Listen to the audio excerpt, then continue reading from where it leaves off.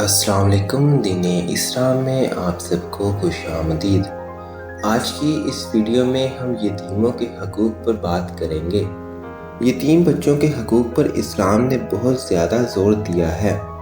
قرآن پاک میں یتیموں کے ساتھ حسن سلوک، ان کے اموال کی حفاظت اور ان کی نگہداشت کرنے کی تلقین کی گئی ہے۔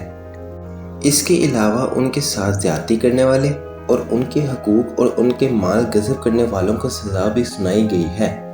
ارشاد باری تعالیٰ ہے، بے شک جو لوگ یتیموں کے مال ناحق طریقے سے کھاتے ہیں وہ اپنے پیٹوں میں نیری آگ بھرتے ہیں اور وہ جلد ہی دہکتی ہوئی آگ میں جا گریں گے۔ یتیم ہونا انسان کا اپنا نقص نہیں، یہ اللہ کی رضا ہے۔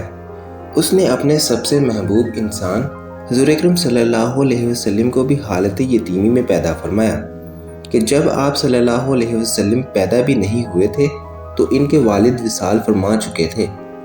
پھر 6 سال کی عمر میں ہی آپ صلی اللہ علیہ وسلم کی والدہ بھی وفات فرما گئیں۔ اللہ تعالیٰ نے اپنے حبیب کی اس کیفیت کا ذکر قرآن کریم میں فرمایا، اے حبیب، کیا اس نے آپ کو یتیم نہیں پایا؟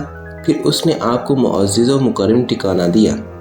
اللہ تعالیٰ نے یتیموں کا مال کھانے سے منع فرمایا۔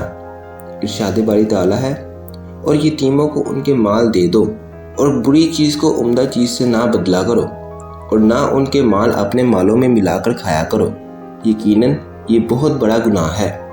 یتیموں کی پرورش، اچھی تربیت اور ان کے مال کی حفاظت کے حوالے سے ایک اور جگہ فرمایا گیا، اور یتیموں کی تربیت، جانچ اور آزمائش کرتے رہو یہاں تک کہ نکاح کی عمر کو پہنچ جائے۔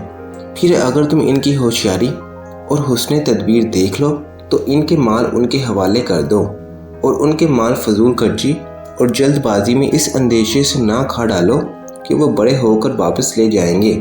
حضرت ابو ہریرہ رضی اللہ عنہ روایت کرتے ہیں کہ حضور اکرم صلی اللہ علیہ وسلم نے فرمایا، مسلمانوں میں سب سے اچھا گھر وہ ہے جس میں کوئی یتیم ہو اور اس کے ساتھ نیک سلوک کیا جائے، اور بدترین گھر وہ ہے جس میں یتیم ہو اور اس کے ساتھ برا سلوک کیا جائے۔